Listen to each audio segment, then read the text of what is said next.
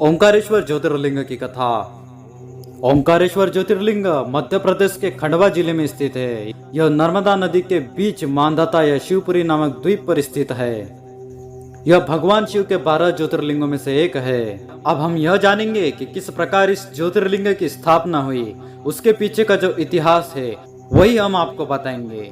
हमने यह कथा शिव पुराण के कोटि रुद्र संहिता के अध्याय 18 में से ली है। एक समय की बात है, भगवान नारद मुनि गोकर्ण नामक शिव के समीप जा बड़ी भक्ति के साथ उनकी सेवा करने लगे।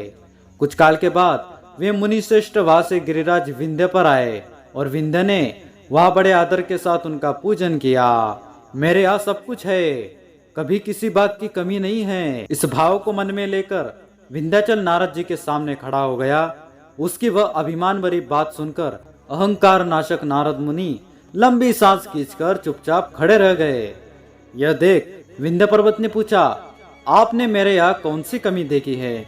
आपके इस तरह लंबी सांस खींचने का क्या कारण है? नारद जी ने कहा, भैया तुम्हारे यहाँ सब कुछ है, फिर भी मेरू पर्वत तुमसे बहुत ऊंचा है। उसके शिखरों का विभाग देवताओं के लोकों में भी पहुंचा हुआ है, किंतु तुम्हारे शिखर का भाग वह कभी नहीं पहुंच सका। ऐसा कहने पर नारद जी वहां से जिस तरह आए थे उसी तरह चल दिए। परंतु विंध्य पर्वत मेरे जीवन आदि को धिक्कार है, ऐसा सोचता हुआ मन ही मन संतप्त हो उठा।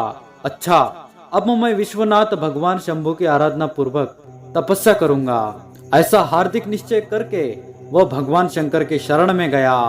तदनंतर जहाँ साक्षात ओंकार की स्थिति है वह प्रसन्नता पूर्वक जाकर उसने शिव की पार्थिव मूर्ति बनाई और 6 मास तक निरंतर शंभु की आराधना करके शिव के ध्यान में तत्पर हो वह अपनी तपस्या के स्थान से हिला तक नहीं।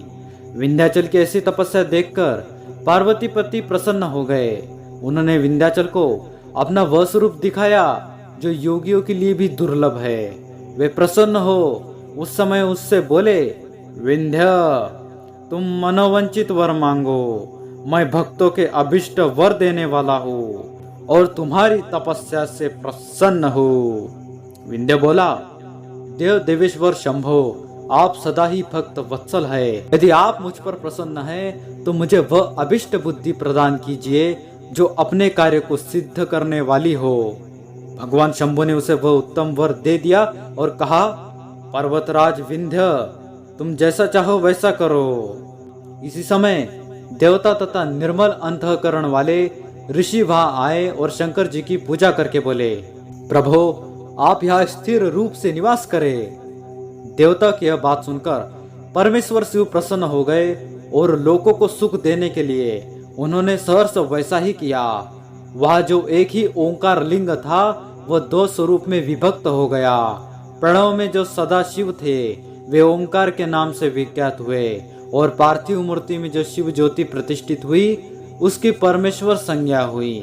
परमेश्वर को ही अमलेश्वर भी कहते हैं। इस प्रकार ओंकार और परमेश्वर ये दोनों शिवलिंग भक्तों को अभिष्ट फल प्रदान करने वाले हैं। उस समय देवताओं और ऋषियों ने उन दोनों लिंगों की पूजा की और भगवान वृषभध्वज को संतुष्ट करके अनेक वर प्राप्त किए। तत्पश्चात देवता अपने अपने स्थान को गए और विंध्याचल भी अधिक प्रसन्नता का अनुभव करने लगा।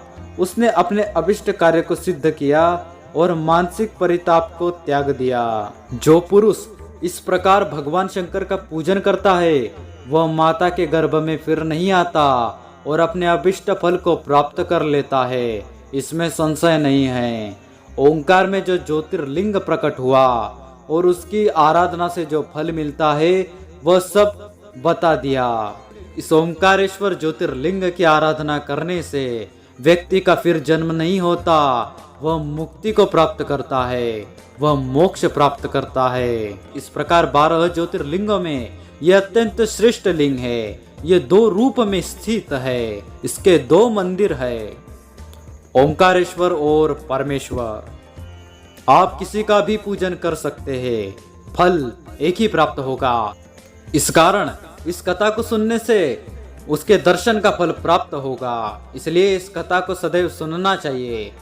वीडियो पसंद आए तो वीडियो को लाइक कर दीजिए और कमेंट में हर हर महादेव अवश्य लिख दीजिए।